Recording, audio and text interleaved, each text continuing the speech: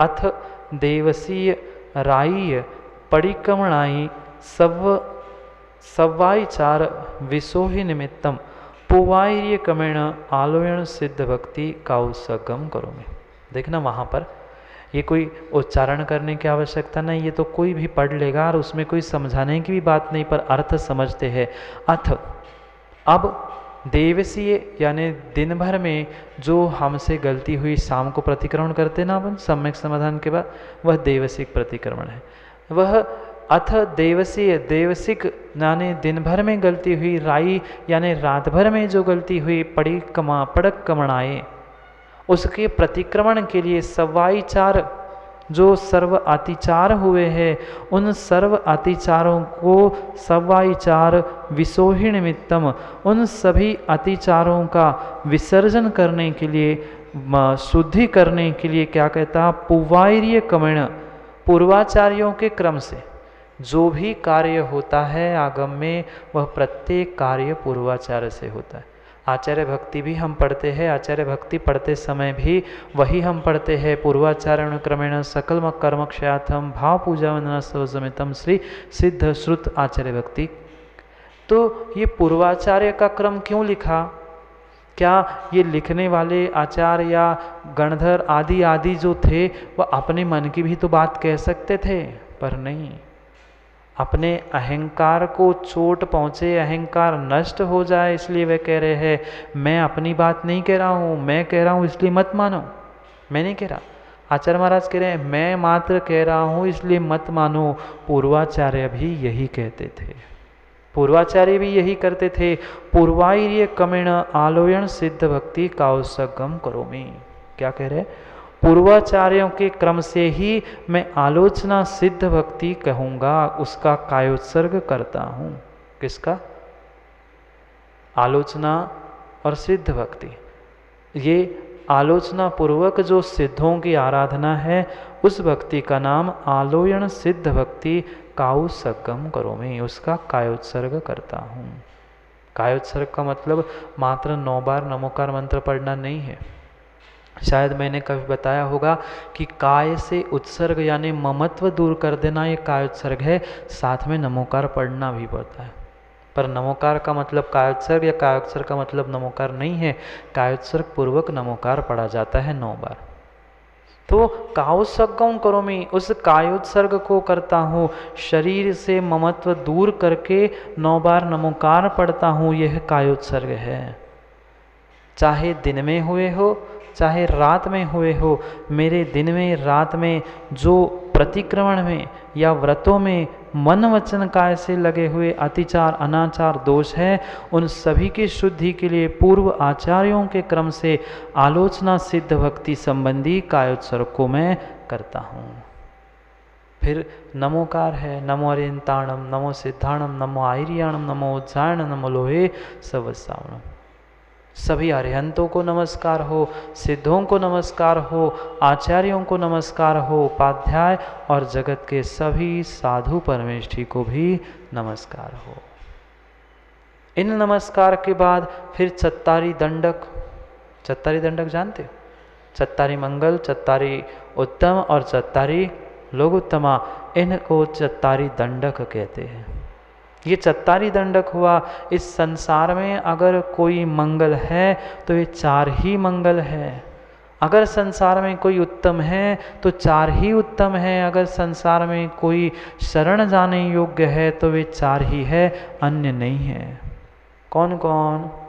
चत्तारी मंगलम, अरिहंता मंगलम। याद है ऋतिक? बचपन की बात। पंडित तो बन गए, बहुत सारे आगे का तो पाठ किया, पीछे का सब पाठ हो गया। 4 मंगल, अरिहंत मंगल, सिद्ध मंगल, साधु मंगल और केवली प्रणीत धर्म भी मंगल। वही उत्तम और वही शरणभूत है, अन्य कोई ना मंगल है, ना शरण है, ना कोई उत्तम है। कोई शरण नहीं, कोई उत्तम नहीं है और कोई मंगल भी नहीं है। मंगल पापों को गलाकर पुण्य को दिलाने वाला मंगल होता है। वे 4 प्रकार के, अरिहंत, सिद्ध और साधु। क्यों प्रतीक?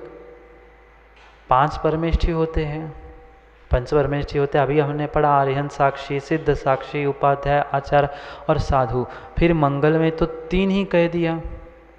आचार्य उपाध्याय मंगल नहीं है? आचार्य उपाध्याय के मंगल नहीं है? फिर आचार्य मंगल उपाध्याय मंगल लिखा ही नहीं है। लिखा है क्या? नहीं लिखा। वहाँ तो अरिहंत, सिद्ध और साधु मंगल लिखा। 2 परमेष्ठी नहीं होते? होते हैं। फिर भी मंगल नहीं होते? होते हैं। पर आचार्य उपाध्याय दोनों भी साधु बनकर ही आचार्य उपाध्याय बनते हैं, इसलिए उस साधु मंगल में ही आचार्य उपाध्याय को ग्रहण कर लिए। आचार्य उपाध्याय जो भी बनेंगे पहले वे साधु परमेष्ठी होंगे, तभी उपाध्याय साधु आचार्य बन सकते, उनके बिना नहीं बन सकते। इसलिए वहाँ पर मात्र साधु कहा है। आचार्य उपाध्याय को साधु में ही गर्भित कर लिया है, वही इकट्ठा कर लिया और तीनों को मिलाकर साधु मंगल कह दिया, साधु शरण कह दिया और साधु लोगुत्तमा और साधु उत्तम कह दिया। समझ में आया? और धर्म नहीं कहा, केवली प्रणीत धर्म ही उत्तम है, केवली प्रणीत धर्म ही मंगल है और वही शरण जाने योग्य है। अन्य कोई संसार का शरण जाने वाला, शरण देने वाला है ही नहीं है, है ही नहीं है। ये मात्र चत्तारी दंडक और नमोकार हुआ। अब कायोत्सर के पहले भगवान के चरणों में प्रतिज्ञा करते कि मैं क्या करने जा रहा हूँ। जो प्रतिक्रमण दंडक कहा जाता है वह चत्तारी मंगल के बाद ये प्रतिक्रमण करने रूप यहाँ दंडक पढ़ाया जा रहा है।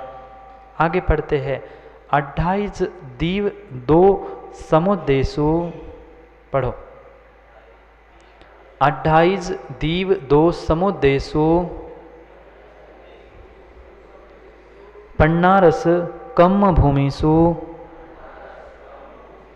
जावहंताणम भयवंताणम आदियराणम तीर्थयराणम जीवनाणम जिणोत्तमाणम केवलियाणम सिद्धाणम बुद्धाणम परिनिवुद्धाणम अंतयडाणम पारगयाणम धम्माहिर्याणम धम्मदेशयाणम धम्मनायगाणम धम्मवर चौरंग चक्रवट्टीणम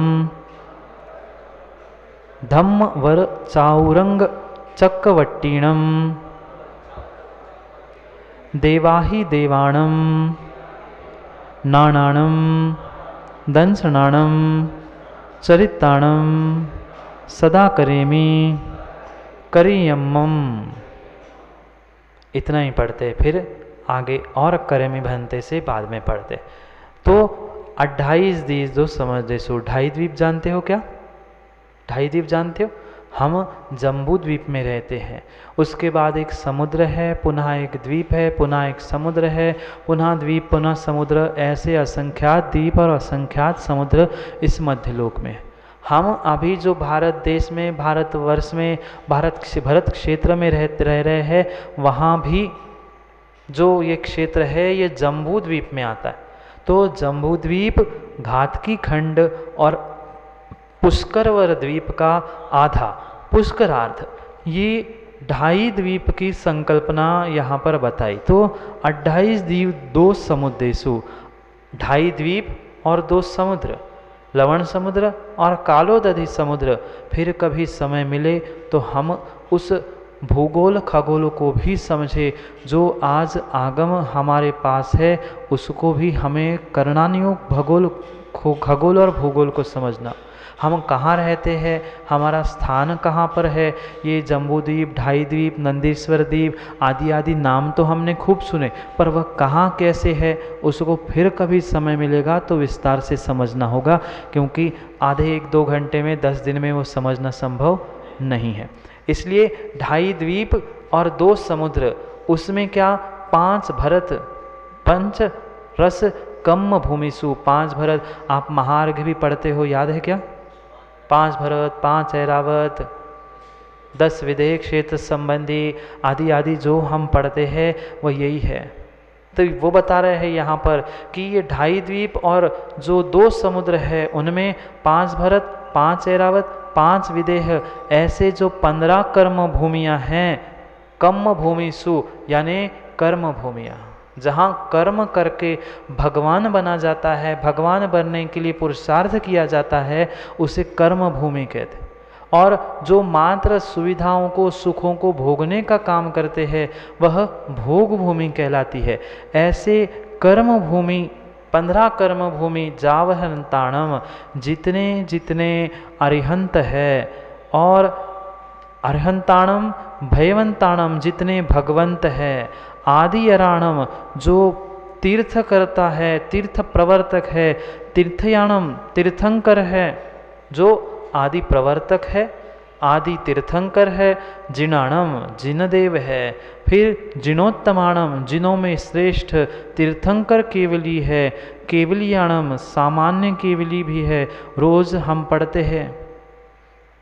वह सामायिक के पहले आज चर्चा चल रही थी, सामान्य केवली, तीर्थंकर केवली, अंतकृत केवली, वे 7 प्रकार की केवली, और सिद्धाणम बुद्धाणम सिद्ध, बुद्ध मुक्ति प्राप्त हुए सिद्ध, अंतर्दयाणम अंतकृत केवली, फिर पारगयाणम धम्माइरियाणम उसमें पारंगत धर्माचार्य, धम्माइरियाणम धम्म देशयाणम यानी धर्म का उपदेश देने वाले उपाध्याय परमेष्ठी, धम्मणाय गाणम यानी उस धर्म का अनुष्ठान करने वाले साधु, फिर धम्मवर चाउरंग चौक कट्याणम धर्म के नायक, उत्कृष्ट धर्म रूपी चतुरंग सेना के अधिपति कौन है?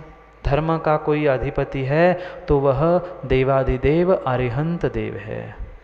और वे ही अरिहंत देव क्या है, यहाँ पर नमस्कार कर रहे हैं, साक्षी पूर्वक प्रतिज्ञा कर रहे हैं, उनके संबंधी प्रतिज्ञा करते हैं कि जितने जितने 2.5 द्वीप में अरिहंत, सिद्ध, आचार, उपाध्याय, साधु आदि आदि धर्म के जो अनुग्रही है, धर्म को चलाने वाले हैं, उनके सभी उनके प्रति क्या कह रहे हैं?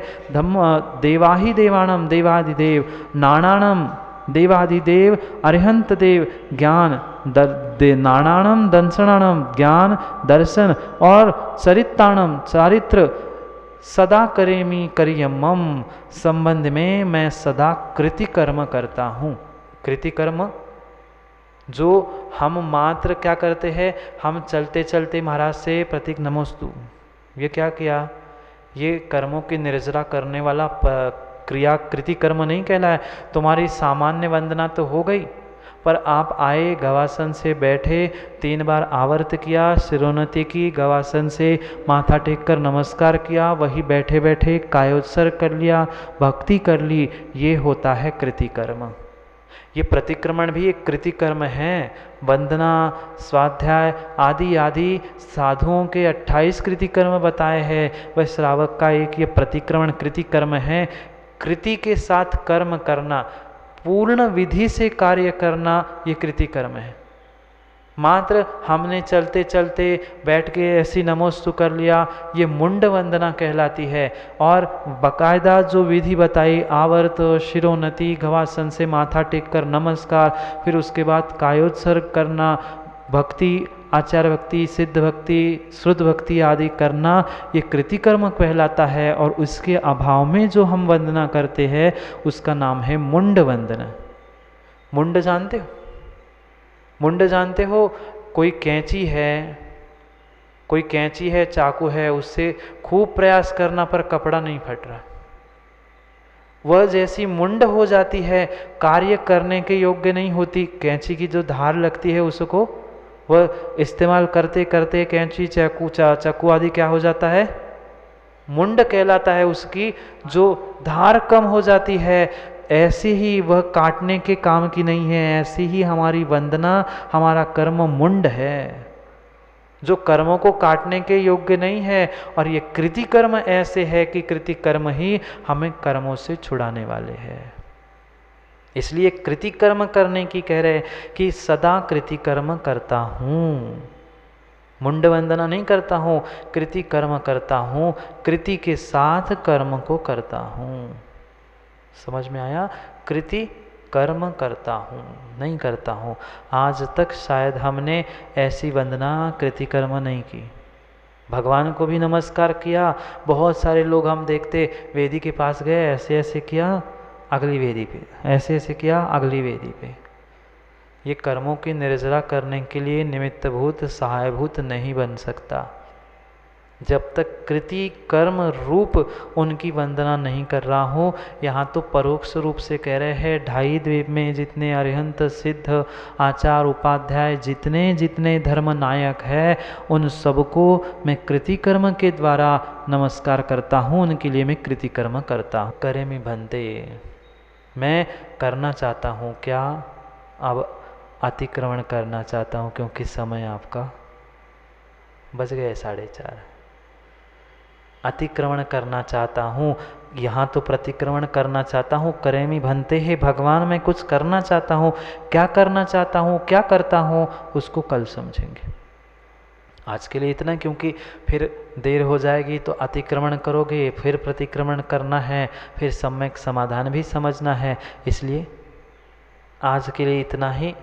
जो कृतिकर्म आदि विषय हमने समझा, उसको कल पुनः और दोहराते हुए मैं क्या भावना भाता हूँ, चाहता हूँ, उसको भी समझने का हम प्रयास करते।